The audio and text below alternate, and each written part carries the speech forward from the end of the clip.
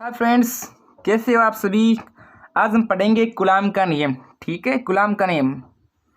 तो चलो, आपको गुलाम का नियम आता है तो ठीक है, अगर नहीं आता तो फिर भी मेरे वीडियो को देख लीजिए, क्या पता आपको कुछ सहायता मिल जाएगी। तो स्टार्ट करते हैं गुलाम स्लो, गुलाम का नियम।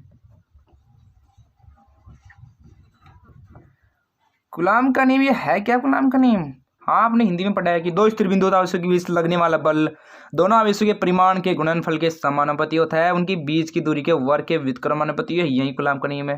हाँ, तो रट लिया, रटने से क्या होगा, ठीक है, समझो भी। देखो, चलो स्टार्ट करते हैं। मैंने क्या क्या लाइन खींच ली, ठीक है। ये दो 2 पॉइंट्स है, 2 पॉइंट है। ये Q1 है और ये है Q2। और जो इन पॉइंट्स के बीच की दूरी वो है R। ठीक है भैया। अब देखो क्या है कि दो स्थिर बिंदुवत, यानी दो स्थिर बिंदुवत आवेशों के बीच लगने वाला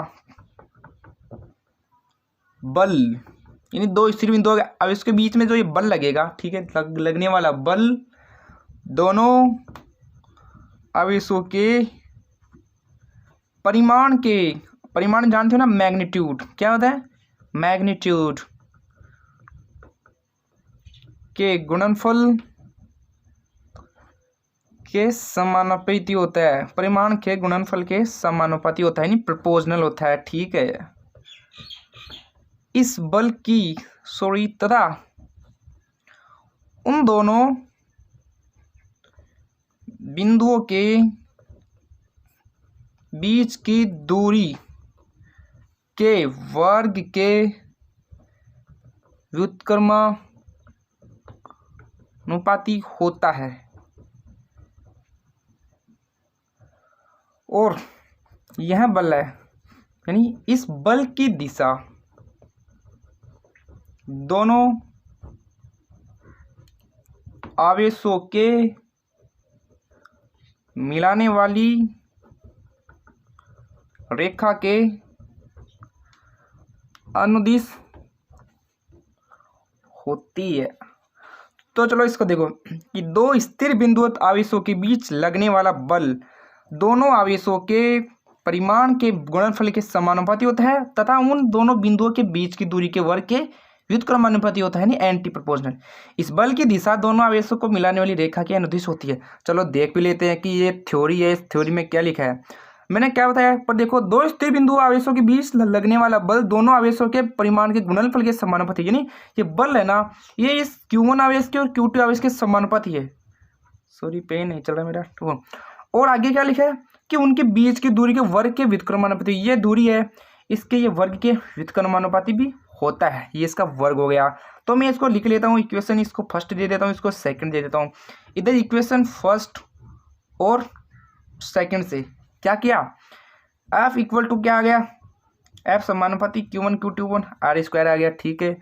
अब आगे, यानी इसको जब हटाऊंगा तो K Q1 Q2 R square, जहाँ K क्या है, जहाँ K है एक समानुपाती नियतांक है, समानुपाती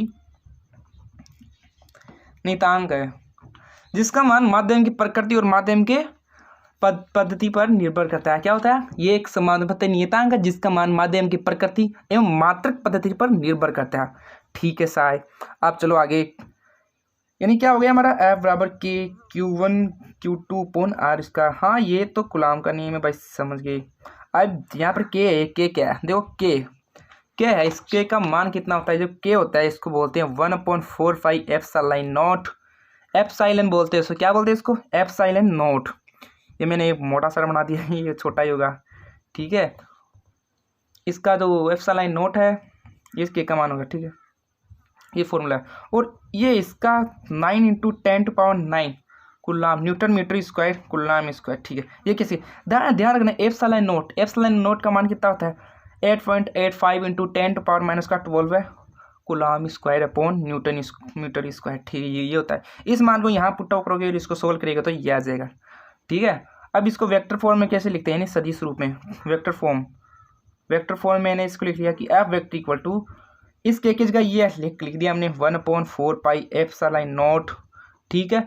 और Q1 Q2 upon are square तो ये हमारा है, और साथ में मैं इसको आर कैप लगा देता हूँ, ठीक है। ये क्या होता है, ध्यान, हमने देखो आप छोटी क्लास में पढ़ चुके हैं कि ये वेक्टर है, ठीक है। इस वेक्टर को व्यक्त करने के लिए इसमें मैग्नीट्यूड भी होना जरूरी है, और इसका मैग्नीट्यूड को चाहे ऐसे लिख दो या फिर इसको या आर लिख दो, कोई फर्क नहीं होता इसमें, और साथ में इसकी डायरेक्शन भी होनी जरूरी है। इसलिए आर कैप मैंने निकाल लिया, आर कैप इक्वल टू ये हो गया यहाँ से आर वेक्टर अपॉन आर का मैग्नीट्यूड, ठीक है। ये का यही यहाँ पर पुटअप कर दो, क्या करोगे, R vector equal to 1/4 epsilon naught Q1 Q2 upon R square, और साथ में जो हमारा बच गया ऊपर से क्या है, देखो यहाँ से ये रहा, यहाँ से ये उतार दो, क्या बचेगा, R vector upon a R का मैग्नीट्यूड। अब क्या हो जाएगा, इसको सोल्व कर लो, ये सोल्व हो जाएगा, F vector equal to 1/4 epsilon naught. देखो ये आर स्क्वायर, ये आर का मैग्नीट्यूड है, मैंने बताया ये, इसको चाहे आप ऐसे लिख दो चाहे इसको ऐसे लिख दो आर, इसलिए ये हो गया फिर Q1 Q2 upon are cube हो गया, यहाँ पे आर क्यूब हो जाएगा, और ये हमारा आर वेक्टर बच जाएगी। यही कूलाम का नियम है, ठीक है, समझ रहे हैं। So friends, bye bye, see you. मेरे चैनल को सब्सक्राइब करना ना भूले। Thank you.